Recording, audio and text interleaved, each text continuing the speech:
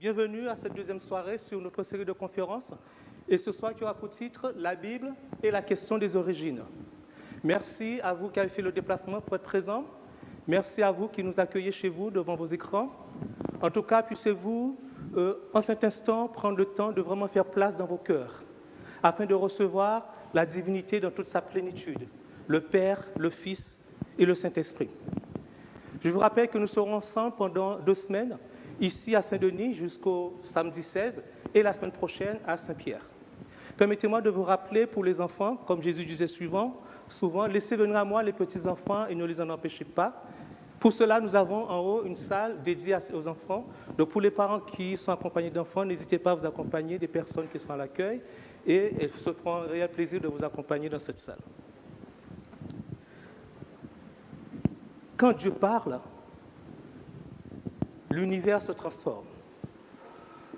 Quand Dieu parle et qu'on prend le temps de l'écouter, alors il y a transfert entre le divin et l'humain. Quand Dieu parle, les ténèbres deviennent lumière. Quand Dieu parle, tout ce qui n'a pas de forme prend forme. Quand Dieu parle, tout ce qui n'a pas de vie retrouve la vie. Nous avons cette conviction que Dieu est source de la vie. Juste avec ses paroles, lorsque Dieu dit, la chose existe. Lorsqu'il ordonne, elle arrive à l'existence. Écoutez les paroles de ce chant.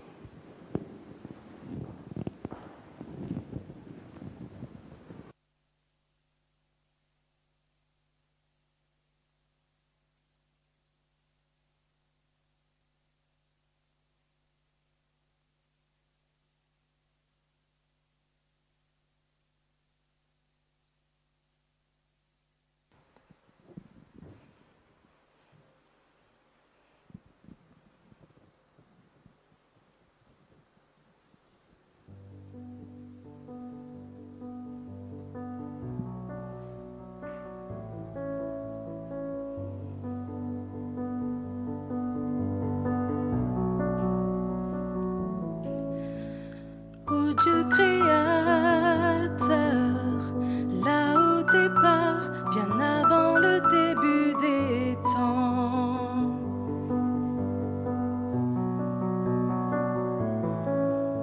Sans point de repère, au son de ta voix, les ténèbres devinrent lumière.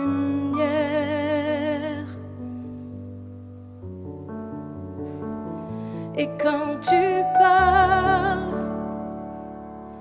100 milliards de galaxies voient le jour. Et les planètes sont façonnées par ton souffle. Si les étoiles t'adorent, je t'adorerai. Je vois ton cœur dans tout ce que tu as fait. Chaque étoile qui brille témoignant de ta grâce. Si la création te loue, je te louerai.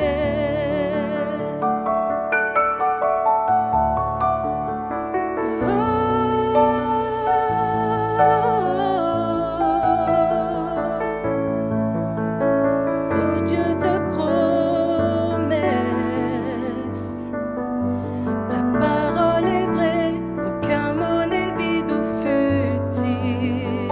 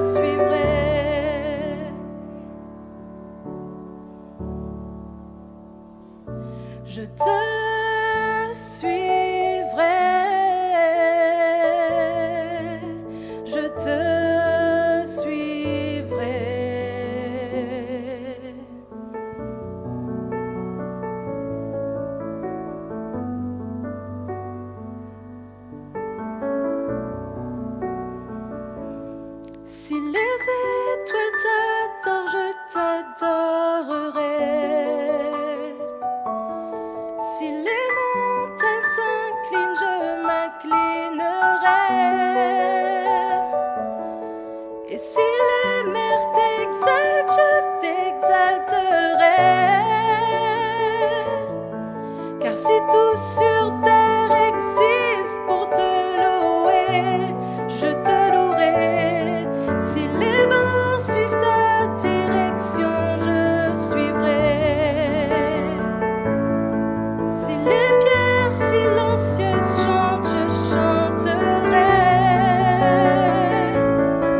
Et si la somme de nos louanges semble infinie, alors nous chanterons encore et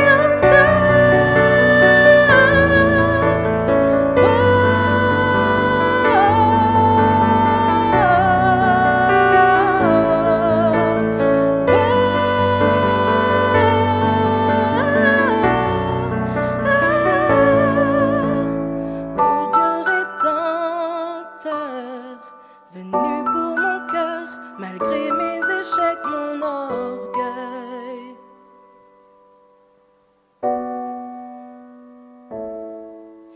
Et sur cette colline, la lumière du monde délaissée par l'obscurité.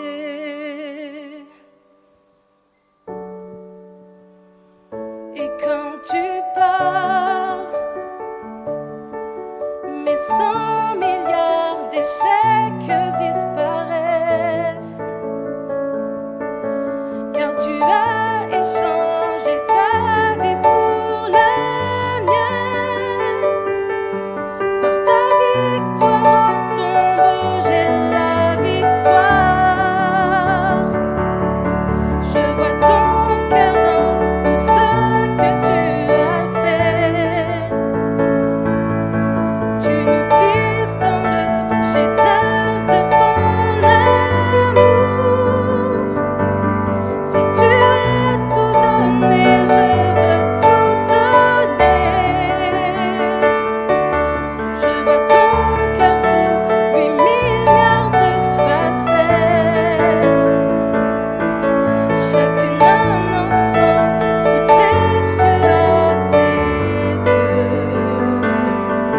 Si tu as choisi d'aimer, je veux aimer. Comme tu le referais 100 milliards de fois.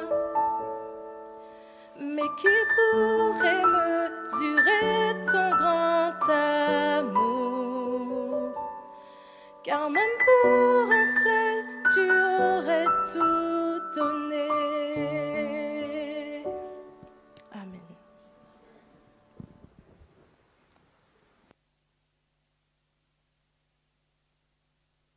Création ou évolution?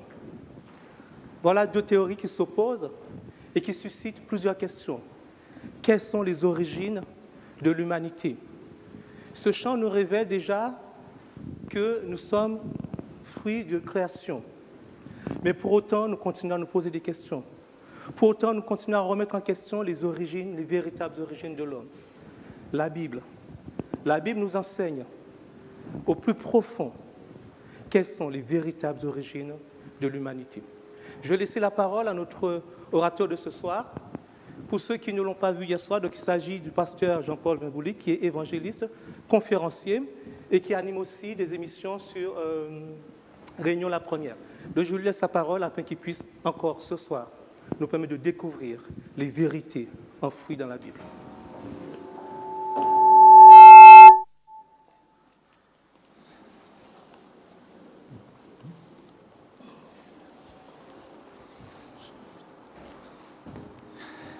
Oui, bonsoir à tous. Je suis très heureux de vous retrouver et de passer ce moment avec vous. Pourquoi nous abordons cet aspect de l'évolution? Parce que l'évolution, c'est la continuité de cette évacuation de Dieu. On va essayer de comprendre cela. Pourquoi? Eh bien parce qu'il y aura un enjeu à la fin des temps sur le thème de la création. C'est pourquoi dans le livre de l'Apocalypse, au chapitre 14, nous avons cette précision parlant de l'évangile éternel. Craignez Dieu. Et là, nous sommes dans la dernière puissance poussée, lancée concernant justement l'évangile éternel, craignez Dieu. Hier, nous avions terminé par cet aspect de la crainte de Dieu, non pas la peur primaire, mais la crainte de Dieu. Craignez Dieu et donnez-lui gloire, car l'heure de son jugement est venue, et adorez celui qui a fait le ciel, la terre, la mer et les sources d'eau. Donc, le thème de la création, forcément, sera un enjeu majeur à la fin des temps. On aura l'occasion, justement, de pouvoir revenir là-dessus et y insister. Effectivement, donc, une vaste question est posée. Cette question, elle est récurrente. Mais qui a inventé l'homme et pourquoi la science ne parvient pas à percer le mystère de nos origines?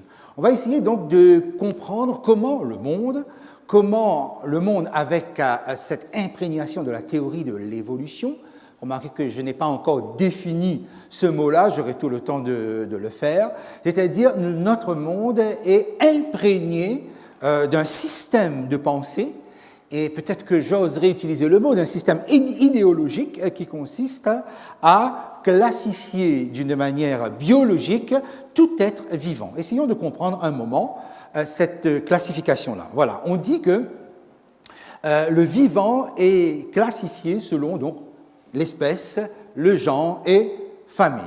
On va dire que les espèces sont regroupées dans les genres et les genres, à leur tour, sont regroupés par famille. Pour comprendre cela, je vais aller un instant dans la zoologie et vous donner un exemple à partir donc du règne animal. C'est-à-dire, je prends le tigre. Vous savez que le tigre a plusieurs races ou sous-espèces. J'ai mis ici le tigre de Bengale, de Sibérie, etc. Ok, on connaît, on en parle parce qu'il y a des nuances de différence là-dessus. Voilà, on va dire que le tigre tel que nous le connaissons, tel qu'on le mentionne d'une manière familière, je dirais, voilà, l'espèce c'est le tigre. Et les sous-espèces, c'est toutes les déclinaisons que vous avez dans l'image qui se trouve en bas. Du genre, le genre, c'est Panthera, et la famille, c'est la famille des félins ou la famille des chats. On dira aussi donc que le chat entre dans cette catégorie, mais n'étant pas du genre Panthera. Le lion, par contre, effectivement, est du genre Panthera. Vous voyez donc comment on classifie les choses. Maintenant, si on devait classifier l'homme, toujours selon le modèle que ce monde, cette société, donc remplie avec cette pensée, cette dynamique de l'évolution, l'évolutionnisme, comment il classifie biologiquement les humains? D'abord, l'espèce, on va dire que l'humain, c'est le sapiens. Sapiens veut dire intelligent, veut dire sage, etc. Le genre, c'est le genre homo. Homo, donc, du latin homilis, qui signifie homme, tout simplement. Okay? De quelle famille? La famille des grands singes. Voici comment donc l'humain est classifié au niveau de la biologie. Ce n'est pas ma conviction, puisque ma conviction s'inspire d'autres choses. Mais voilà, si vous voulez, donc dans la dynamique évolutionniste, on dira que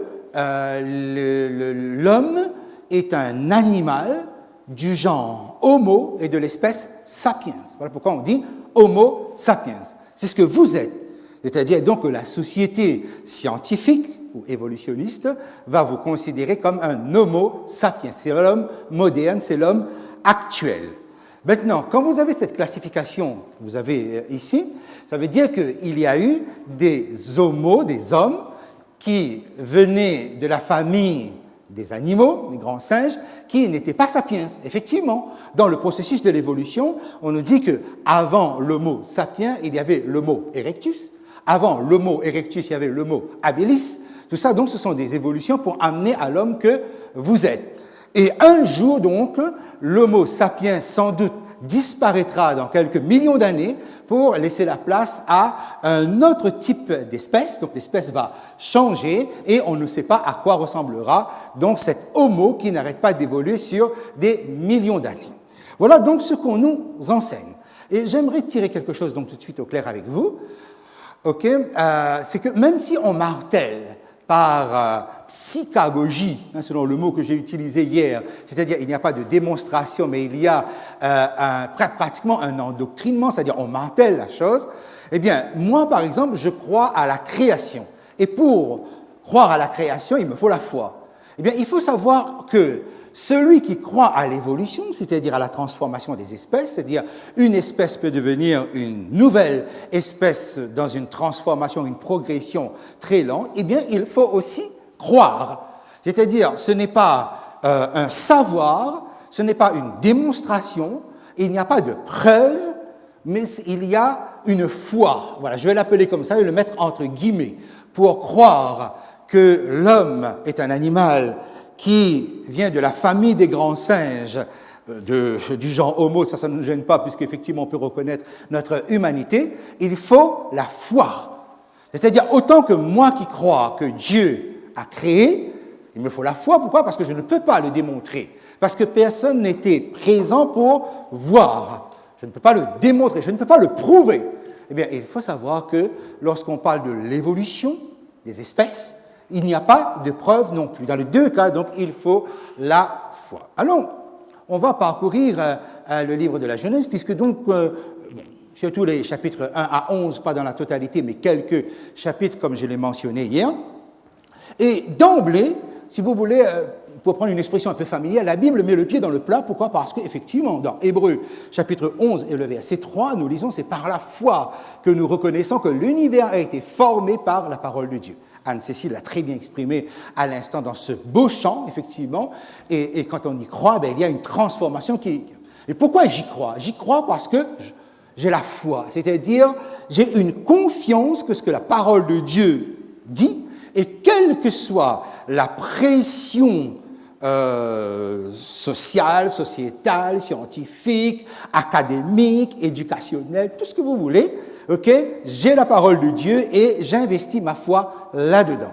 C'est par la foi. D'accord? Psaume 33, verset 6-9, c'est « Les cieux ont été faits par la parole de l'Éternel, car il dit et la chose arrive, il ordonne et elle existe. » Effectivement, comme le chant vient de l'exprimer, Dieu parle et la chose apparaît. Psaume 148, le verset 5, « Qu'il loue le nom de l'Éternel, car il a commandé et ils ont été créés. » C'est-à-dire, Dieu n'a qu'à parler et la chose arrive. C'est-à-dire, il y a une telle puissance, et je crois à cette puissance, il y a une telle puissance qui fait que la parole de Dieu amène à l'existence ce que Dieu veut qu'il soit à l'existence. Voilà. Si vous me dites, faites une démonstration de ça, prouvez-moi ça, je ne pourrai pas vous le prouver mécaniquement, techniquement, mais j'y crois. Bien, c'est exactement pareil pour celui qui croit que l'homme est le produit d'une longue évolution qui est passée par le chimpanzé, les singes. Voilà, il faut aussi la foi pour le croire, parce que si quelqu'un me dit que c'est scientifique, mais il va falloir effectivement tenter de le démontrer. Alors, tirons tout de suite les choses claires. La Bible qui me parle de l'acte créateur de Dieu n'est pas un rapport scientifique. C'est-à-dire que la Bible n'est pas une démonstration scientifique de ce que Dieu affirme. Dieu affirme qu'il est créateur. Donc, quand nous lisons Genèse 1 et 2, et hier, je vous avais laissé ce petit message, à la maison, lisez Genèse 1 et 2, parce que ici, je sais que nous n'aurons pas le temps de pouvoir le faire. J'espère que vous l'avez fait. Si jamais vous ne l'avez pas fait, vous avez tout le temps de le faire ce soir. Donc, la Bible, comme les premiers chapitres de la Genèse, ne sont pas un rapport scientifique. Ce n'est pas là pour nous donner des informations scientifiques. Mais ça sous-tend la cause première. Dieu s'affirme comme le créateur, mais derrière, évidemment, il y aura toute une mécanique, non pas quand Dieu dit, quand il dit, c'est toute sa puissance surnaturelle qui amène la chose à l'existence. Mais ensuite, si jamais on veut comprendre comment ça fonctionne, évidemment, c'est là qu'on aura la science. Ben, si vous voulez, imaginons, je vais prendre un exemple avec vous. Imaginons, je vous dis, écoutez, Madame Y a accouché hier soir et tout s'est très bien passé, le bébé va très bien. Voilà, je vous ai donné une information générale, une information qui vous rassure et qui vous donne que pour point d'information qu'il y a eu un bébé, le bébé va bien, l'accouchement s'est bien passé, etc. Mais si je vous dis juste Madame Y a accouché, le bébé se porte bien, elle va bien, elle aussi, je m'arrête là. Mais il est évident que cette information sous-tend une masse d'informations derrière que je n'ai pas dit. C'est-à-dire que il y a eu une dimension familiale dans cette affaire, il y a eu une dimension sociale, il y a eu une dimension médicale, les médecins, les infirmières, les sages-femmes, tout ça, ils sont intervenus, l'ambulance, etc. Voilà, l'accouchement avec tout le processus. Mais je ne parle pas de ça. Je vous ai juste donné l'information générale. Eh bien, la Bible est comme cela. La Bible va vous donner l'information qui vous dit que voilà ce qui s'est passé. Juste.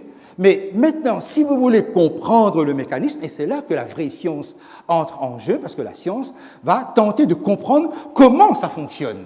Si vous voulez les détails, ça va donner les détails. Okay? C'est à peu près ça. Voilà comment la Bible nous présente les faits. Si, comme vous l'avez lu, certainement hier soir ou aujourd'hui, nous prenons l'ouverture de ce livre de la Genèse, au commencement, Dieu créa les cieux et la terre, et on nous donne comme information, la terre était informe et vide, il y avait des ténèbres à la surface de l'abîme, et l'Esprit de Dieu se mouvait au-dessus des eaux. Ça, c'est une information générale. C'est-à-dire qu'il y a bien une terre qui a été amenée à l'existence, mais le mot créa, le mot bara, implique surtout que le mot est utilisé avec une forme grammaticale assez particulière qui indique que cette création, c'était à partir de rien. C'est-à-dire, il a simplement amené à l'existence à partir de rien. Il n'y avait rien. Nous, on ne sait pas ce que ça veut dire rien. Mais il n'y avait rien et simplement, il amène la terre à l'existence sans pour autant que cela ait une forme, parce que tout est désorganisé sur la surface de cette terre. La création est absolue. Dieu est à l'origine de tout ce qui vit, de tout ce qui existe. Maintenant, concernant le premier jour, Dieu dit que la lumière soit et la lumière fut, et à plusieurs reprises, dans chaque jour, nous allons retrouver le mot séparé, c'est-à-dire donc il y a un mouvement de séparation ici. Il sépara la lumière des ténèbres, il amène la lumière à l'existence. Ensuite, tout ça c'est confus parce que la lumière et les ténèbres sont mélangées. Il sépare cela et avec l'apparition de la lumière, remarquez bien, hein, nous n'avons pas l'apparition des astres, nous avons simplement l'apparition de la lumière, mais dès le premier jour, nous avons un principe, le principe de la journée, qui se fait sur une alternance jour et nuit. Bien que la lumière qui éclaire la terre à ce moment-là n'est pas donnée par le soleil, puisque le soleil n'apparaît qu'au 4e jour. Au 2e jour, vous retrouvez toujours ce mot « sépare ». On sépare quoi? Il y a une masse d'eau qui entoure la terre, et Dieu va séparer en deux la masse d'eau. Il y aura de l'eau en haut, et il y aura de l'eau en bas. Et entre, il y a ce qu'on appelle donc cette atmosphère, il y a le firmament, l'étendue, le ciel, enfin quand vous regardez comme cela, nous avons ici donc là, on libère notre atmosphère en séparant l'eau, et nous avons donc la formation du firmament. Le firmament, c'est quand vous regardez, vous voyez le ciel bleu.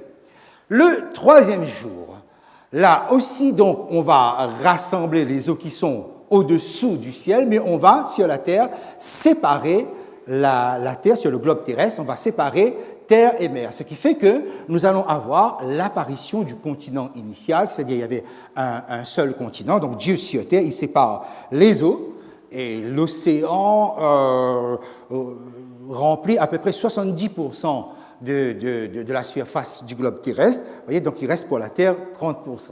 Mais voilà, il y a une terre sec, le continent, et il y a les eaux, l'océan qui est autour. Et ensuite, puisqu'on a la terre sec, on peut faire apparaître les végétaux que vous voyez ici. Okay? Donc, apparition de la vie organique au sein du non-vivant. C'est-à-dire, maintenant, nous n'avons plus seulement les minéraux, nous n'avons plus seulement la pierre, mais nous avons aussi le vivant. Pourquoi? Parce que les plantes, les arbres, les fruits, tout ce que vous voulez, ce sont on va dire, une création qui porte la vie. Il y a une vie là-dedans. Okay? Le 4e jour, là, nous allons avoir l'apparition du soleil, de la lune et des étoiles. Et à ce moment-là, vous remarquez bien que nous sommes au 4e jour. Ces luminaires, comme on les appelle ici, c'est-à-dire la lune et le soleil, vont présider au jour. Donc l'homme pourra avoir un système de marquage, une espèce de calendrier, qui va lui permettre de pouvoir se mouvoir dans le temps. Et ce marquage du temps, c'est en rapport avec le jour et la nuit sur la Terre, puisque la lune va présider à la nuit et le soleil va présider au jour. Nous sommes donc le 4e jour. Ensuite, nous sommes dans le 5e jour, et là, Dieu va créer, puisque vous avez sur Terre la terre sec, quand j'ai dit sur la Terre, c'est le globe terrestre, vous avez la terre sec et vous avez l'océan, il va mettre dans l'océan les poissons, et dans l'espace du firmament qui est au-dessus de nos têtes, nous allons avoir les oiseaux. les animaux aquatiques et les oiseaux. Et là, pour la première fois, donc, nous allons avoir une création d'êtres vivants, mais qui cette fois-ci va se distinguer par une conscience limitée, mais conscient quand même. Pourquoi? Eh bien, parce qu'on va dire que les végétaux font partie du vivant, mais les végétaux, les arbres et tout le reste sont fixes, ne peuvent pas se mouvoir. Tandis que les animaux peuvent se déplacer, ils peuvent même avoir la liberté de se déplacer, de décider où est-ce qu'ils vont, etc. Mais une conscience et un vouloir quand même assez limité de par leurs instincts. Mais n'empêche, il y a quand même une certaine liberté dans cette affaire. Donc, si vous me suivez bien, vous constatez qu'il y a bien une progression ici. Nous arrivons au 6e jour, et là, donc, nous avons la création des animaux terrestres et de l'homme. Jusqu'à présent, nous avons vu comment opère le principe de séparation pour avoir ce que Dieu veut. L'humain, c'est-à-dire l'homme, va apparaître au 6e jour, et il sera, et c'est très important que je le souligne, il sera l'ultime séparation de différenciation avec tout ce qui a existé jusqu'à présent, comme s'il n'y avait aucun lien. C'est-à-dire aucun lien entre l'homme et le végétal, ou le minéral, aucun lien entre l'homme et le végétal, aucun lien entre l'homme et l'animal. C'est-à-dire que le principe de l'organisation pendant 6 jours, qu'on appelle les 6 jours de la création, c'est un principe de différenciation, et non pas un principe de continuité entre les êtres qui existent. Il y a bien quelque chose qui change, qui, j'allais dire, évolue quelque part vers un objectif, l'objectif de Dieu. Donc, on va dire comme cela, pour résumer, le premier jour, on sépare la lumière des ténèbres. Et on a la lumière pour le jour. Le deuxième jour, on sépare la masse des eaux et nous avons l'étendue qui se trouve être au-dessus de nos têtes. Le troisième jour, on sépare la terre sec, le sol où on pose ses pieds, et la mer. Donc on a deux champs, deux zones, et Dieu peut alors faire pousser les végétaux sur la terre ferme. Ensuite, le quatrième jour, on a maintenant le marquage pour séparer le jour de la nuit. Les astres pour cela. Le cinquième jour, nous avons des animaux qui apparaissent, mais différents des autres. Comme pourquoi? Mais parce qu'ils peuvent se mouvoir. Ils ont un mouvement, que ce soit dans l'eau, que ce soit dans les airs, okay? Mais ils ont cet espace de liberté, alors que les végétaux n'ont pas cela. Ensuite, le sixième jour, nous avons les animaux terrestres qui, eux, vont se mouvoir sur la terre. Et à la fin, nous avons cette différenciation suprême, l'homme qui se distingue de tout, l'homme qui est séparé de tout et qui n'a aucun lien avec ce qui a existé jusqu'à présent. Voilà comment la Bible pose la chose. Ainsi donc, on nous dit, furent achevés les cieux et la terre et toute leur armée. Dieu acheva au 7e jour son œuvre qu'il avait faite et il se reposa au 7e jour de toute son œuvre qu'il avait faite. Dieu bénit le 7e jour, il le sanctifia, car en ce jour, il se reposa de toute son œuvre qu'il avait créée en la faisant. Nous arrivons au 7e jour, et dans ce 7e jour, Dieu ne crée pas. Donc, nous pouvons dire, en résumant sous forme schématique, que le 6e jour, nous avons l'homme qui apparaît, et l'homme, il reçoit la domination sur tout ce que Dieu a créé pendant les 6 jours qui précèdent. Et le 7e jour, Dieu ne le crée pas. Le 7e jour qui va devenir donc, qui va prendre cette appellation du sabbat, le 7e jour. Et il y a quelque chose qui va être très intéressant ici, c'est-à-dire que tous les jours que Dieu a créés, tous les jours où il a fait œuvre de création, il va le donner à l'homme. Mais le jour où il n'a pas créé, il le garde pour lui. C'est ce qui va justement apparaître par la suite, effectivement, par exemple, lorsque nous considérons le premier jour. Le premier jour, on dit, mais comment la lumière est apparue, puisque le soleil n'y était pas. Sans doute que le soleil avait déjà été créé, mais comme tout ça était en désordre, pendant 6 jours, Dieu est en train de mettre de l'ordre. Le psaume 36, verset 10, nous dit « Par ta lumière, nous voyons la lumière ». Autrement dit, Dieu a utilisé sa propre gloire dans le premier jour pour qu'on puisse faire un décompte exact et arriver au jour numéro 7. Donc, vous remarquez bien que pour décompter et arriver au 7e jour, Dieu ne prend pas la lumière du soleil, mais il prend sa propre lumière, très important, et le soleil et la lune apparaissent ici au 4e jour. Lorsque nous arrivons au 7e jour, là, vous avez lu le texte, si vous ne l'avez pas lu, comme je vous ai dit tout à l'heure, relisez-le, vous allez constater que sur le 7e jour, Moïse, parce que c'est Moïse, vous vous rappelez ce que nous avons dit hier soir, Moïse ne dit pas qu'il y ait eu un soir et un matin. Vous avez remarqué? Moïse ne précise pas qu'il y a eu un soir et un matin. Pour quelle raison? Parce que quand on arrive le 7e jour, Moïse ne voit pas la nuit. Il ne voit pas le soir. Et pour quelle raison il ne voit pas le soir? Parce que chaque fois que Dieu apparaît, par exemple, ici j'ai mis le texte de l'Apocalypse 21 et l'Apocalypse 22, sa gloire éclaire tout l'ensemble. Autrement dit, lorsque nous avons le premier sabbat de la création, on ne voit pas la nuit parce que la gloire de Dieu domine. Et ici, nous avons ce que sera ce 7e jour-là, en fait. C'est que dans le 7e jour, Dieu se propose de rencontrer l'homme. C'est un jour complètement séparé, puisque ça se sépare aussi, complètement à part, où en fait, il inonde ce 7e jour-là de sa gloire, qu'il a compté 7e jour en rapport non pas avec la lune, avec le soleil ou quoi que ce soit, n'importe quelle étoile, mais à partir de sa propre gloire. On pourra dire que le 7e jour est vraiment l'expression de la gloire de Dieu, dans le sens où l'homme va entrer dans cette gloire-là. Donc ça veut dire que le 7e jour est vraiment quelque chose qui est très important, au point que, et retenez bien ça, chers amis, que Dieu va le mettre dans les 10 commandements. Tout le monde est d'accord pour que les 10 commandements sont toujours valables. Tout le monde est d'accord pour que les 10 commandements, c'est quelque chose qu'il faut observer.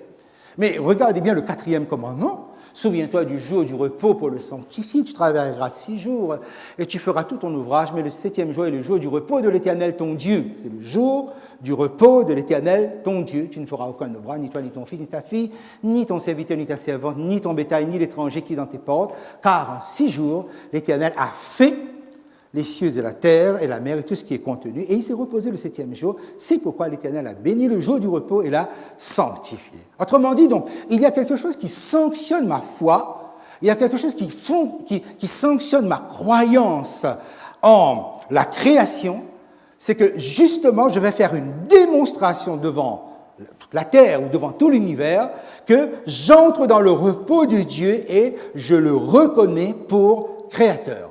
C'est pourquoi l'observation du sabbat, du jour du repos, est quelque chose qui est très important, chers amis. Je sais pas, de ceux qui m'entendent ici, ceux qui m'entendent en visio, je le souligne ici. Si vous avez foi en la création, l'observation du 7e jour prend tout son sens dans le sens où Dieu ne vous l'a pas donné pour vos activités. Il vous a donné 6 jours pour vos activités et le 7e jour, c'est pour lui, c'est pour qu'il rencontre sa créature. C'est-à-dire, il vous rencontre. Autrement dit, donc, le sabbat est la valorisation même de l'homme. Alors, si nous revoyons un moment comme on l'a fait hier, les 6 jours de la création, nous constatons qu'il y a une structure qui est extraordinaire. Regardez bien, vous avez le jour 1, jour 2, jour 3, et après vous avez jour 4, 5, 6. Il y a une parfaite correspondance dans la structure qui nous est donnée, mais avec une telle simplicité. Prenons par exemple, le premier jour, Dieu a créé la lumière, et le 4e jour, vous remarquez que la lumière sera gérée par un astre. Il va confier à un astre le soin de présider à cette lumière. Et l'alternance jour-nuit, donc, c'est dans ce tandem le soleil et la lune. Le 2e jour, il crée le firmament, c'est-à-dire l'étendue, ce qui est au-dessus de vos têtes.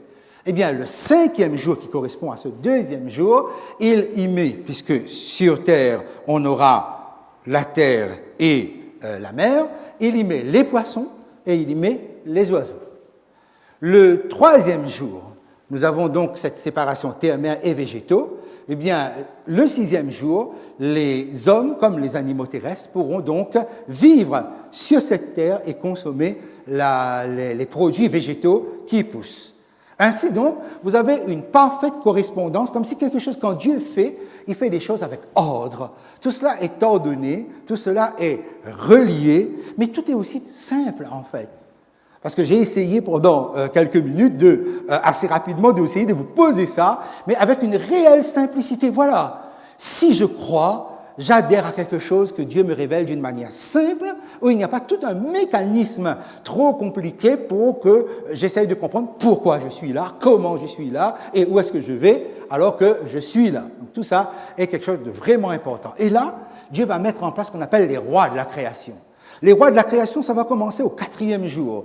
C'est-à-dire, nous aurons la matière inconsciente, c'est-à-dire les astres qui vont présider.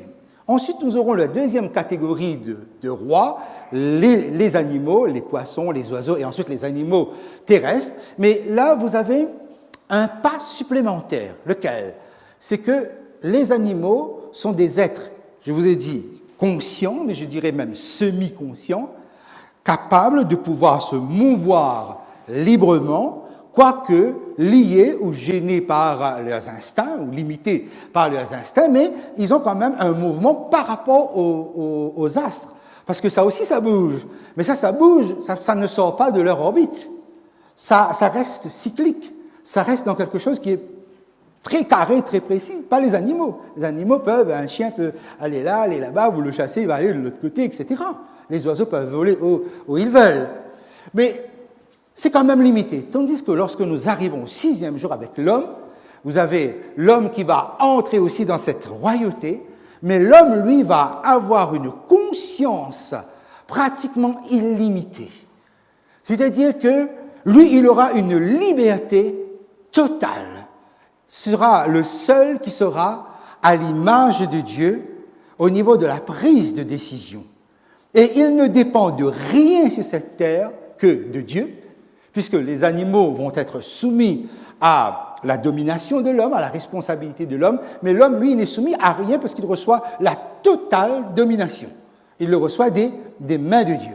Et c'est encore plus extraordinaire dans le sens où Dieu lui-même, puisque nous avons, si vous regardez bien l'ordre croissant, vous avez les astres, ce sont des minéraux, ils n'ont pas de conscience, ils tournent parce que bon, ils ont reçu l'ordre de tourner. On remercie le Seigneur de ce que, effectivement, grâce au système de la gravité, ces masses-là qui ne se heurtent pas, que la Lune ne va jamais un jour se fracasser sur la Terre à cause du système de la gravité, parce que tout cela est orchestré par la parole de Dieu. Dieu nous le dit, c'est clair. Mais simplement, ils ont à suivre les choses. On passe à un stade supérieur, les animaux, qui peuvent décider, qui peuvent avoir une demi-conscience, à l'homme qui se trouve ici, qui lui a la totale liberté. Il n'est pas lié par ses instincts. Il est capable de parole, il est capable de spiritualité, il est capable de mouvement et il dispose donc d'une liberté pratiquement totale. Ainsi donc, Dieu sera, je vais le présenter comme ça, si nous sommes les rois de la création, ceux qui sont là et posés comme tels à partir du 4e jour, le Dieu, c'est le roi de la création, c'est le roi. Et où s'exprime sa royauté sur la création dans le 7e jour. On y revient. Et l'homme sera responsable de ce 7e jour sur la terre. Pourquoi? Parce que j'ai dit que les animaux avaient une certaine conscience, mais vous voyez, la conscience est très limitée, ils n'ont pas la spiritualité.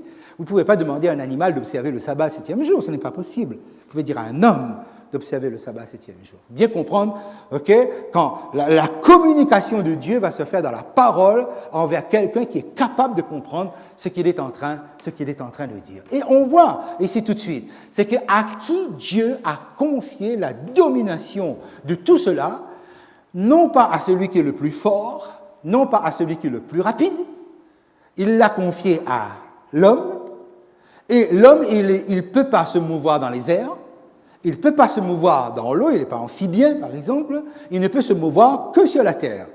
Mais c'est lui qui a la domination totale de tout ce que Dieu a fait.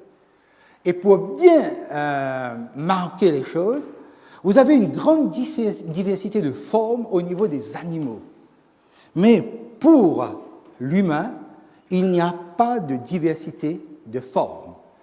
Il y a un genre, le genre humain, et ça se distingue simplement par la différence des sexes, homme, femme. Il y a un genre, le genre humain, et différence de sexe, homme, femme.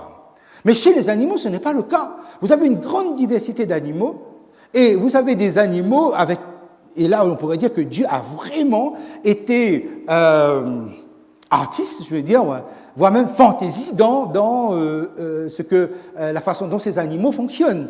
Parce que avez-vous un mammifère qui vole? Oui, la chauve-souris. Avez-vous un mammifère qui dort la tête en bas? Oui, la chauve-souris. Okay. Si vous prenez par exemple l'hippocampe, c'est un poisson en forme de petit cheval qui est monogame et que c'est lui qui garde, le mâle qui garde les petits dans une espèce de poche qui se trouve ici. Vous avez par exemple l'éléphant qui utilise son nez comme bras. C'est vraiment, je ne dirais pas stupéfiant, on a l'habitude de cela. Mais on voit que les animaux ont été créés dans une grande diversité pour la joie de l'homme. Mais l'homme lui-même, il n'est pas dans une grande diversité. Il est unique et il est créé de cette manière-là. On va essayer de comprendre par la suite pourquoi. Et d'où la question, mais est-ce que l'homme descend du singe? Okay, voilà, nous venons de dire en rapport avec la Bible en main si vous voulez, c'est sur écran, qu'est-ce que Dieu dit? Comment Dieu nous a présenté les choses avec une extrême simplicité? Alors, celui qui vous parle, c'est un croyant, et je crois dans ce que je viens de dire, c'est-à-dire qu'il vient de la parole de Dieu. Maintenant, effectivement, s'il y a quelqu'un qui se dit scientifique, évolutionniste ou transformiste, qui est devant moi, il va me dire, mais moi je ne crois pas ça, parce que moi je crois à ce processus de l'évolution. OK? Moi, ce que je vous propose, vous qui êtes ici et ceux qui sont en visio, juste prenons ce moment voilà, on me présente ça, ok, je veux faire travailler mon esprit critique. Pourquoi pas? Pourquoi? Parce que nous sommes dans un monde où l'alternative n'est pas possible. Je n'ai pas le droit,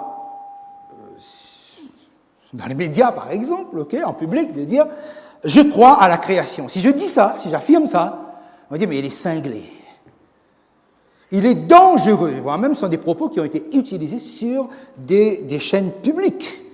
Ceux qui croient à la création sont des tarés, sont des fêlés, pour reprendre même une expression de cela. Et pourtant, j'accepte l'expression et je me pose devant vous comme quelqu'un qui dit « mais on me dit qu'il y a l'évolution. Est-ce qu'on m'a donné suffisamment de moyens pour que je puisse justement adhérer à cela?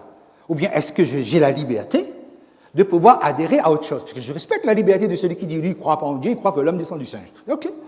Moi, je dis, moi, je ne crois pas que l'homme descend du singe, moi, je crois qu'il y a une verticalité entre Dieu et l'homme, et nous avons été créés comme tels. Alors, revoyons un moment, donc, le livre de la Genèse, et prenez ce que je viens de vous dire, justement, comme, voilà, est-il possible qu'on puisse parler et se dire, moi, je ne suis pas d'accord avec telle croyance ou telle idéologie. OK. Qu'est-ce que la Bible déclare? Ainsi furent achevés les cieux, toute leur armée, quand on a terminé, et comment donc Dieu met en place le 7e jour, et on reprend le récit de la création pour bien préciser qu'il n'y avait point d'homme. Quand il dit qu'il n'y avait point d'homme, c'est-à-dire qu'il n'y avait point d'homme d'absolu. Si Dieu n'intervient pas ici, au verset 7, comme vous l'avez lu, et l'Éternel Dieu forma l'homme de la poussière de la terre, il souffla dans ses narines un souffle de vie, et l'homme devint une âme vivante. S'il n'y a pas une verticalité, c'est-à-dire Dieu vient, il se penche sur la terre et il fait sortir l'homme de nulle part, c'est-à-dire il n'y a pas d'horizontalité, si vous voulez. J'ai mis ce petit schéma. Il n'y a aucun lien horizontal malgré les animaux existent déjà, les plantes existent déjà, donc aucun lien ni avec les minéraux, ni avec les végétaux, ni avec les animaux. Okay, l'homme va apparaître véritablement comme ça. La théorie de l'évolution dit, le transformisme, c'est cet ensemble de croyances qui veut qu'on pense qu'une espèce peut évoluer, peut, au fil de millions d'années, devenir une nouvelle espèce. C'est comme ça, donc, l'homme a atteint ce niveau où nous sommes par une très lente progression. Il faut remarquer que jusqu'à ce jour, alors que même certains scientifiques disent, mais pour ça, il va falloir une révolution de chaque génome, l'appareil génétique, le patrimoine génétique, pour atteindre cela.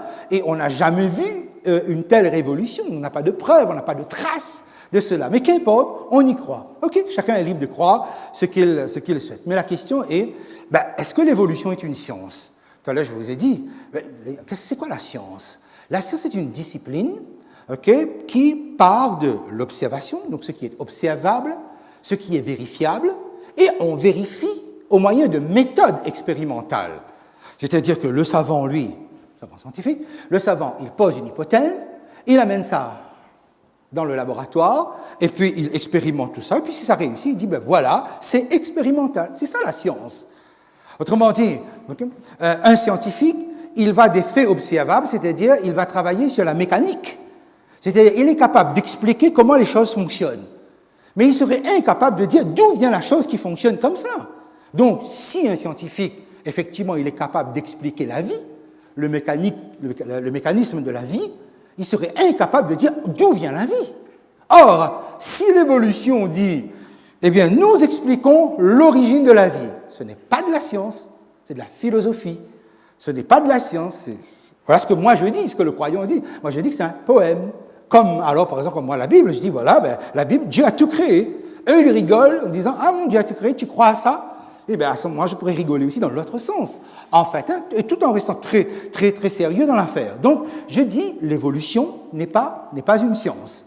Effectivement, donc, ils ont anciennement, parce que ça change en permanence dès que ça perd pied. Voilà ce que je dirais. C'est-à-dire, bon, anciennement, lorsque nous étions à l'école, peut-être de ce qui était ma génération, lorsqu'on était à l'école, donc on nous a appris la chaîne linéaire, hein, comment on va de l'Australopithèque, ça évolue en Homo habilis, Homo erectus, ensuite le Néandertal, le Cro-Magnon, c'est possible, et puis donc l'Homo sapiens tel que nous l'avons ici. Donc je disais, mais est-ce que cela est scientifique? Est-ce que l'évolutionnisme est scientifique?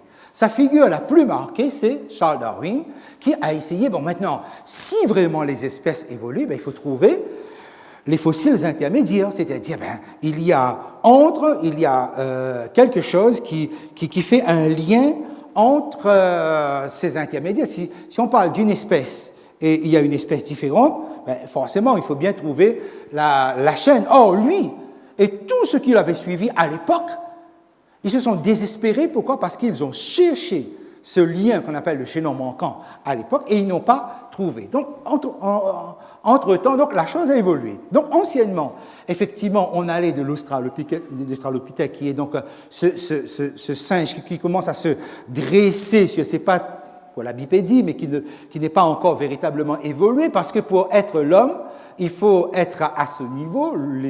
C'est la différence qu'on fait entre l'Australopithèque et les hominidés, on va dire comme ça, hein, d'une manière très simple. Et s'il faut débattre, s'il faut détailler, enrichir, on le verra. Hein. Donc vous avez toute la...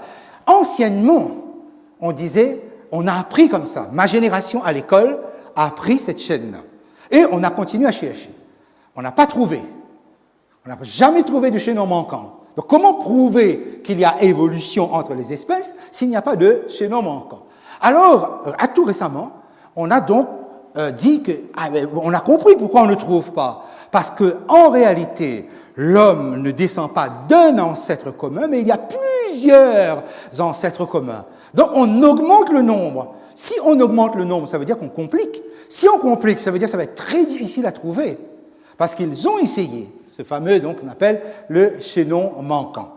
Et la complication s'est faite, prenons par exemple, vous savez que dans les années 70, on a trouvé l'Australopithèque qu'on a pensé qui était la grand-mère de tous les vivants. Australopithèque, hein, donc ça veut dire que ça, voilà. Et on a daté ces ossements, on est arrivé à 3,8 millions d'années, parce qu'on parle en millions d'années, forcément. Par la suite, Lucie, ça c'était en Éthiopie, par la suite, au Tchad, on a trouvé Toumaï, on l'appelait comme ça parce qu'il donne des noms, et Orin, quelques années plus tard, et on a vu que Toumaï, on le date il y a 6 ou 7 millions d'années. Orin date 6 millions d'années. Le fait, c'est quoi? Que vous rappelez, même si vous ne vous rappelez pas, ce n'est pas bien grave, la chaîne linéaire. Vous avez les Australopithèques, puis vous avez les hominidés, c'est-à-dire les Australopithèques viennent avant, ça évolue, et puis on a les hominidés. Mais Lucie est Australopithèque, tandis que Toumaï et Ororin, là vous avez donc quelques fragments de dents, de fémurs, d'os qu'on a ici. Mais ça, ce sont des hominidés.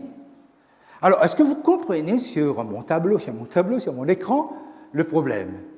C'est que comment Lucie, qui est Australopithèque, peut être âgée être plus jeune que les hominidés qui ont ici 6 ou 7 millions d'années et qui sont censés venir après. Vous voyez la contradiction. Ils se heurtent à un tas de contradictions. Et quand ils se heurtent à des contradictions comme ça, ils reviennent à cette idée, c'est normal, parce que ça, Darwin s'est trompé. Ça, on vous a mal enseigné. En réalité, c'est parce que tout ça se mélange. Donc ça se complique. Et quand ça se complique, qu'est-ce qu'ils font et qu'est-ce qui se passe en ce moment? Eh bien, les recherches au niveau de l'évolutionnisme sont devenues comme une espèce de grand jeu. C'est pourquoi il y a de l'hostilité. C'est pourquoi il y a de l'agressivité. Prenez les enfants et faites-les jouer. Vous avez remarqué que quand les enfants sont passionnés, ils sont à fond dedans, et surtout n'allez pas les déranger, surtout n'allez pas essayer de les faire... Non, ça va être... voilà, et ils sont même capables d'être très agressifs envers leur partenaire de jeu. C'est exactement la situation que nous avons ici, c'est-à-dire donc des enfants, c'est-à-dire les évolutionnistes, les chercheurs. Ils sont capables d'aller très loin et il y a des investissements financiers qui jouent à coups de millions de dollars là-dedans pour trouver des traces, trouver des fossiles, trouver ce chaînon manquant. Mais vous savez, quand vous êtes tellement passionné que vous êtes capable de taper sur quelqu'un et quand vous êtes là passionné, vous marchez et quelqu'un vous dit il est créationniste, vous allez l'enfoncer, vous allez même le défoncer, vous dire. Et toute la première partie du XXe siècle a été justement tenter de trouver et de prouver à tout prix ce chaînon manquant-là, c'est-à-dire prouver que l'homme n'est pas sorti des mains du Créateur, mais que l'homme vient bien de Dieu.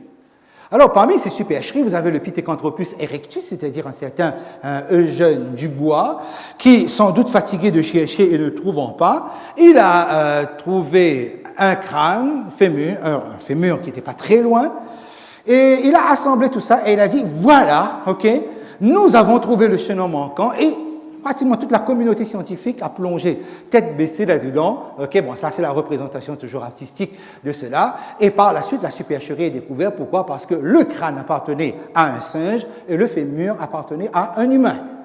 Okay? Et lui-même, donc, Eugène Dubois, il a dû avouer la supercherie. Pareil pour le crâne de Piltdown. Là, nous sommes en Angleterre, et vous avez des messieurs qui, là aussi, donc est-ce que c'était des farceurs ou est-ce que c'était des escrocs? Voilà, ils ont trouvé un crâne et une mâchoire. Et ils ont tout fait pour essayer d'assembler ça, et ils ont dit, alors, regardez, de par leur forme, enfin, nous avons le chaînon manquant. Mais en fait, par la suite, on va découvrir que le crâne, c'est effectivement un crâne de singe, et la mâchoire était une mâchoire humaine. C'est-à-dire donc, c'est pour vous dire à quel point on peut aller dans la tricherie pour prouver la théorie de Darwin et montrer donc que cela a été. L'homme du Nebraska, c'était peut-être sans doute le plus grotesque parce qu'à plusieurs reprises, on donnait ce dessin de l'homme de Nebraska avec sa compagne, comment il vivait. À partir de quoi? On a trouvé une dent de ces hommes ou de cet homme préhistorique. Et à partir d'une dent, regardez tout le scénario qu'on monte autour. Et par la suite, donc, lorsqu'on a analysé la dent, ça a pris des années quand même, lorsqu'on a analysé la dent, on a vu que c'était une dent de porc, c'est-à-dire une dent de cochon. Okay, donc là aussi, abandon du système, on n'en parle plus, on met tout ça de côté. Mais entre-temps, vous voyez la passion, on n'a pas peur du ridicule, parce qu'on veut gagner, on veut à tout prix. Et là, ce qui s'est passé avec l'affaire Tassadé, c'était une tribu. Nous sommes ici dans le sud des Philippines. Bien, c'était une tribu assez primitive, comme il y en a plein sur la surface de cette terre. Et bien, un jour, on a fait le buzz médiatique, on a fait venir les savants de tous les côtés pour dire on a retrouvé une tribu qui vivait comme dans les temps préhistoriques. On est venu, on a questionné les gens, on a regardé, etc. Par la suite, alors qu'il y avait beaucoup d'investissements dans cette affaire, par la suite, lorsqu'il y a eu un changement de gouvernement, ceux-là, ils avaient disparu, ces personnes-là. Et quand on les a retrouvés, ils ont dit qu'effectivement, le gouvernement leur a demandé de faire ça en vue justement de ces scientifiques ou de ce mouvement évolutionniste qu'on voulait promouvoir. On pourrait multiplier des exemples comme ça avec l'archéoptéron, on l'appelle aussi comme ça, ou terre. Simplement, voilà, quelqu'un a fait un assemblage et a vendu ça 800 000 euros. 800 000 euros. Quelqu'un l'a acheté pour le mettre dans les musées d'Europe. Et par la suite, on découvre quoi? Parce qu'on dit, voilà enfin un animal qui est mi-lézard, mi-oiseau. Par la suite, on se rend compte que c'était une espèce d'assemblage complètement arbitraire que la personne avait avoué avoir monté. Et finalement, tout ça, pourquoi? Pour tenter de prouver l'évolution. Je me dis, bon, heureusement, tout le monde n'est pas dans ce manque de sincérité parce qu'il y a des évolutionnistes qui sont effectivement très sincères. Mais la question est ceci, sur quoi on se base? C'est-à-dire, on se dit qu'il y a un lien de parenté lorsqu'on analyse les fossiles, lorsqu'on analyse le patrimoine génétique. Il y a un lien de parenté entre telle espèce qu'on voit et telle autre qu'on voit là-bas. Ils ne disent pas que s'il y a une espèce qui est comme ça, l'autre qui est comme ça, sans doute que ça a été créé comme tel par Dieu. Ils disent non. Il y a quelque chose qui est intermédiaire qui nous permet de comprendre l'évolution. Donc la question c'est ceci. Est-ce que une ressemblance veut automatiquement dire qu'il y a un lien de parenté? Eux, ils posent cela comme un dogme. Est-ce que deux espèces qui se ressemblent, ça veut dire qu'il y a un lien de parenté? Je vais vous donner quelques exemples. Prenons par exemple, alors, nous avons cette situation de Neil Thomas Douglas, Mr. Douglas, qui un jour va dans son avion, l'histoire est vraiment c'est réel, hein, il va dans son avion, il va s'asseoir à sa place, et tout d'un coup, qu'est-ce qu'il voit? Il se voit lui-même pratiquement assis à sa place, c'est-à-dire, il voit son sosie, quelqu'un qui lui ressemble comme goutte d'eau, comme deux gouttes d'eau, ces deux personnes-là se ressemblent. Bon, ils vont rigoler, ils vont faire le selfie qu'il faut, etc. C'est-à-dire que ce ne sont pas des jumeaux, ce sont des sosies. Ils se ressemblent et ils n'ont aucun lien de parenté. Et suite à la publication donc de cette image et de cette histoire, d'autres personnes justement qui ressemblaient à Douglas, ils ont téléphoné, ils ont pris contact parce que eux aussi ils ressemblent à ces personnes-là. Vous voyez, c'est qu'il y a des sosies. Sur la surface de cette terre, et il y en a comme ça, hein, regardez ces deux jeunes femmes, n'ont rien de commun, et pourtant, regardez comment elles se ressemblent comme deux gouttes d'eau. Donc la question est ceci, est-ce que si quelqu'un qui est mon sosie de plus de 40 ans, que je rencontre, est-ce qu'il est forcément mon père? La théorie de l'évolution vous dit oui.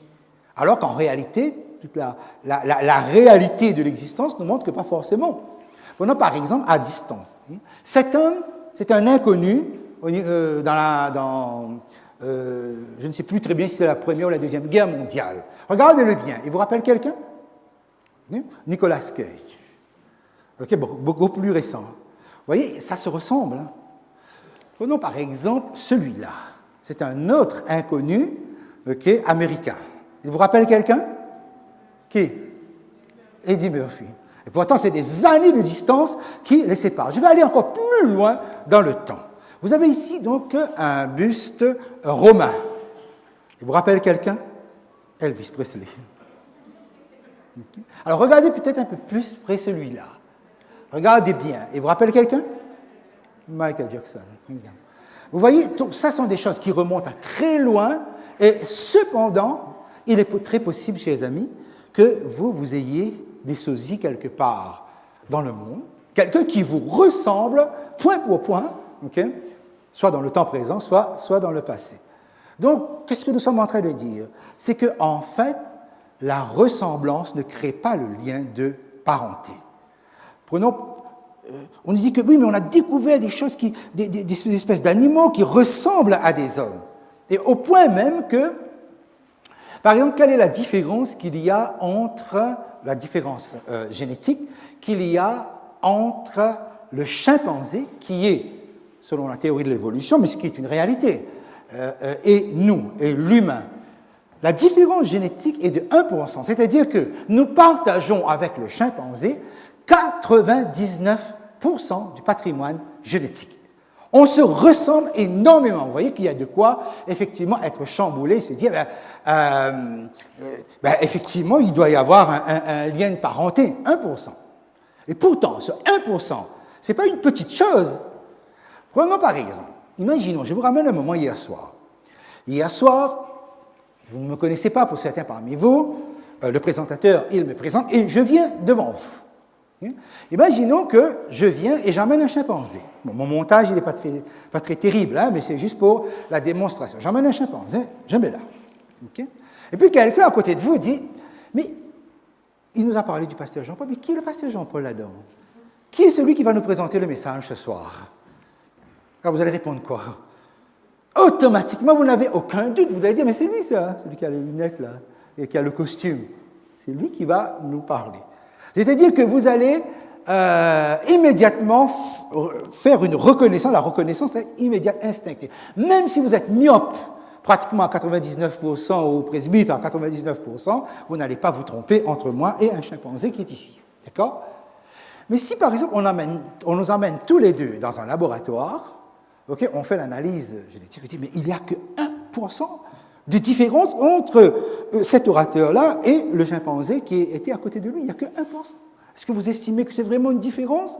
Non, les deux sont des animaux, okay, mais avec des genres différents. Voilà comment ils présentent la chose. Mais écoutez bien, ce 1%, c'est énorme. Vous savez comment ça fonctionne au niveau de la génétique, hein? Vous avez, en labo, là, ils vont prendre notre ADN, là, ils vont dérouler le brin, okay, et vous avez ce qu'on appelle les nucléotides dessus, hein? Il y a 4 lettres, hein? A, C, G, T. C'est ce qu'on apprend à l'école, hein? Je suis en train de vous débiter ce que moi-même j'ai appris à l'école, hein? A, C, G, T, ça. Et mon patrimoine suit un ordre de lettres précis. Et il faut savoir que les cellules répliquent à l'identique tout cela. Voilà pourquoi je suis comme je suis et que vous êtes comme vous êtes. Mais imaginons, voilà, je mets ici cette phrase. La reine s'en est allée. Quand vous lisez cette phrase, quelle image vous avez tout de suite? À quoi vous pensez? Pensez à un palais, pensez à une femme avec une couronne, longue robe avec des joyaux et tout ça, vous voyez la cour, vous voyez les gens, elle descend de son trône, elle s'en va.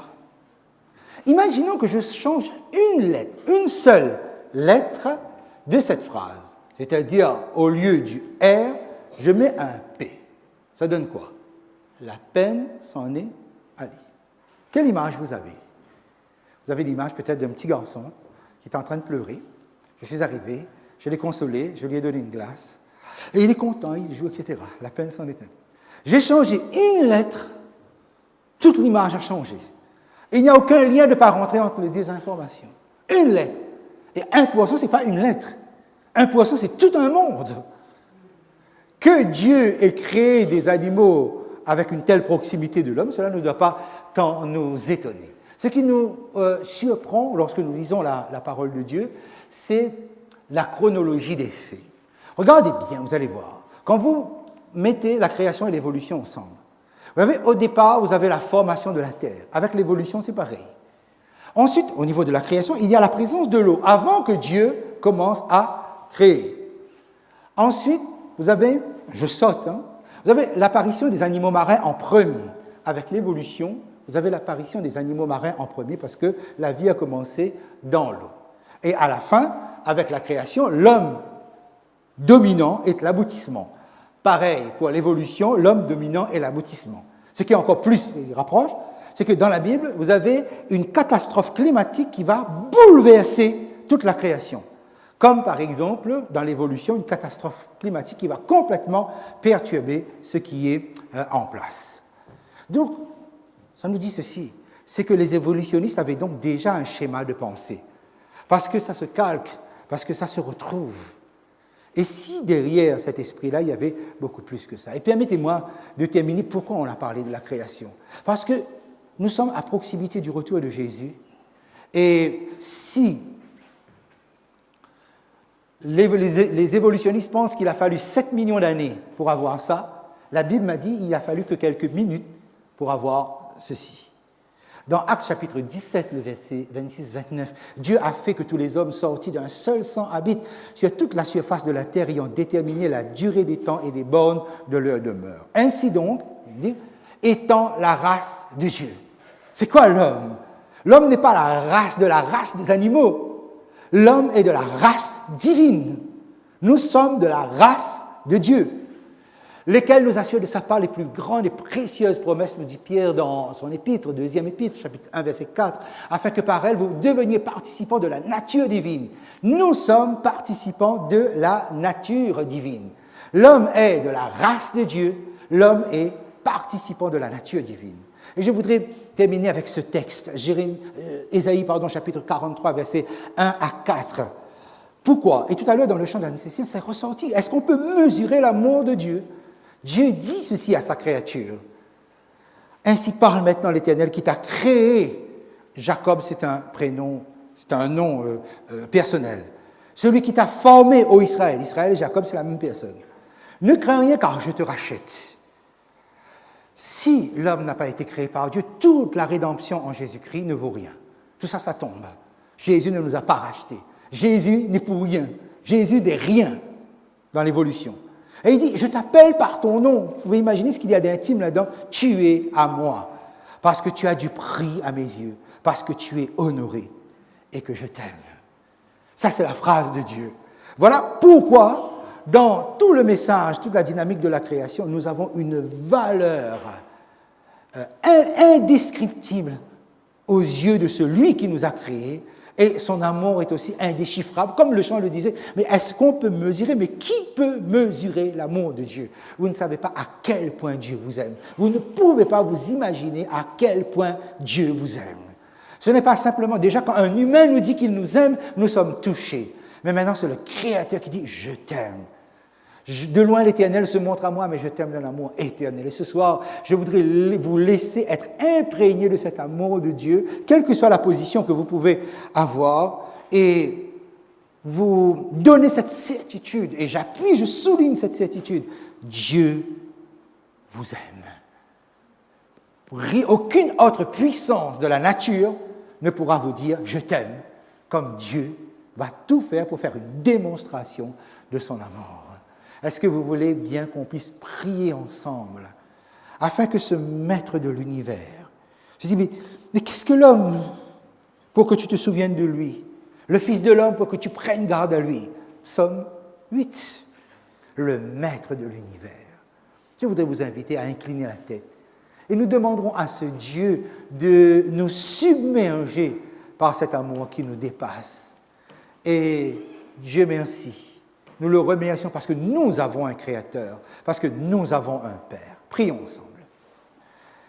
Éternel notre Dieu, nous voulons te dire merci à cet instant. Merci pour ta parole.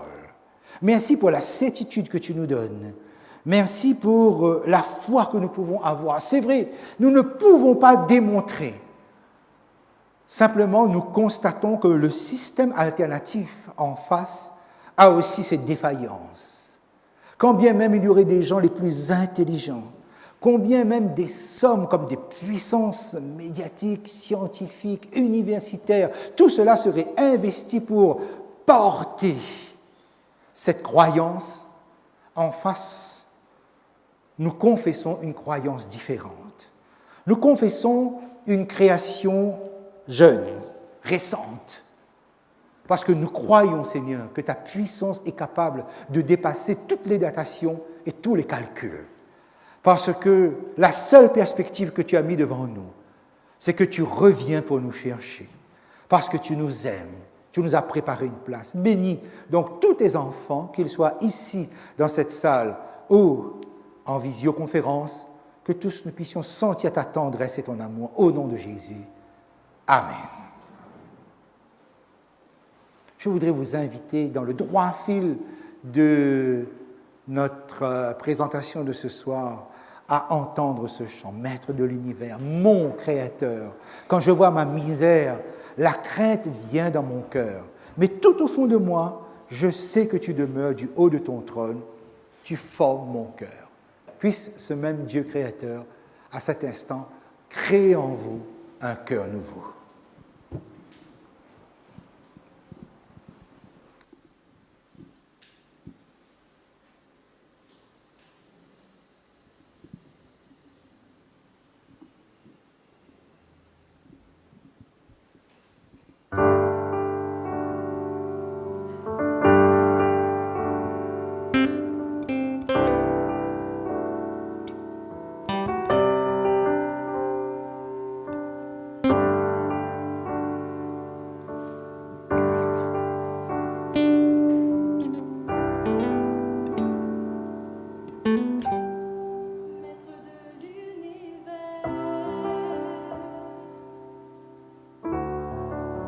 mon Créateur. Quels mots peuvent exprimer ton amour, ta grandeur? Tu m'appelles par mon nom, tu me connais. Je suis pourtant si petite, mais tu m'as aimée. Qui suis-je pour te louer, pour que tu m'aies donné la vie éternelle, que je puisse à jamais contempler ta grâce et ta splendeur, maître de l'univers, mon Créateur.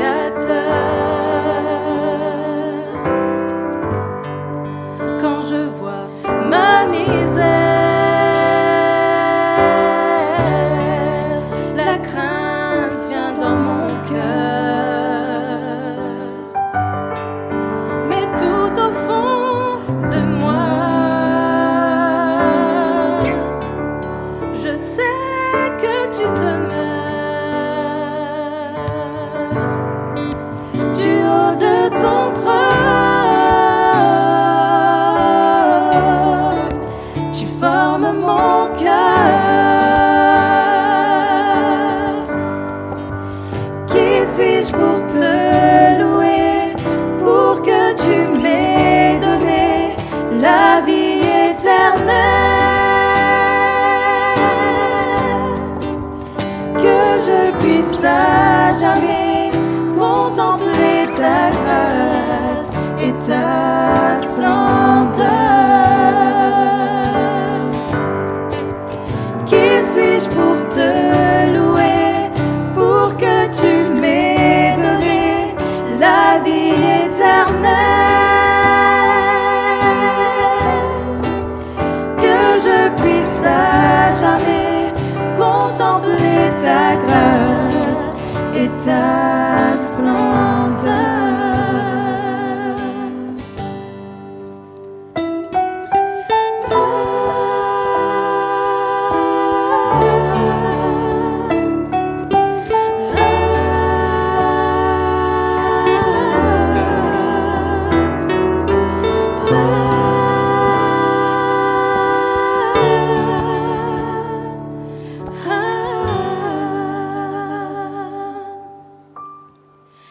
Qui suis-je pour te louer, pour que tu m'aies donné la vie éternelle,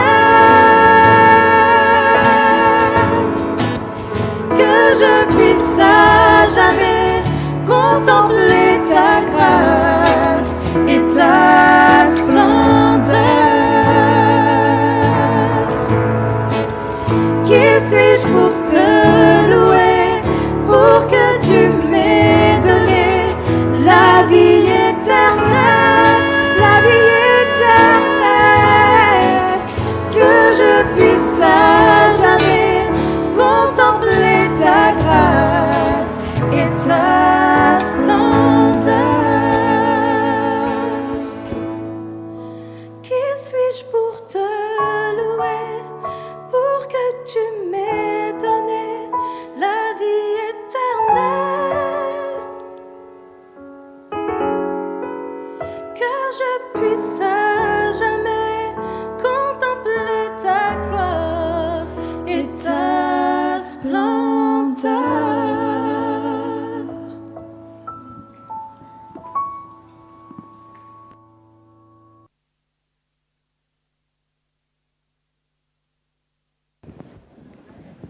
Jésus est le maître de l'univers. J'ai cette conviction. J'y crois. Parce que la Bible nous dit, en parlant de Jésus-Christ, au commencement était la parole. Et la parole était avec Dieu. La parole était Dieu. Et tout ce qui a été fait par elle. Et rien n'a été fait sans elle. Et cette parole s'est faite chair. Elle a habité parmi nous. Mesdames et messieurs, chers amis, mon souhait pour vous ce soir, c'est que cette parole puisse continuer à nous accompagner par la présence et la puissance du Saint-Esprit, que cette parole chaque jour nous nourrisse, nous éclaire et nous conduise. Bonne soirée à tous, merci pour votre présence, bon retour chez vous, bon retour à vos activités habituelles, vous qui êtes en visio, et que la paix de Dieu vous accompagne. Merci et bonne soirée. Je vous donne rendez-vous demain soir à 18h30 pour une nouvelle vérité de la Bible. Amen.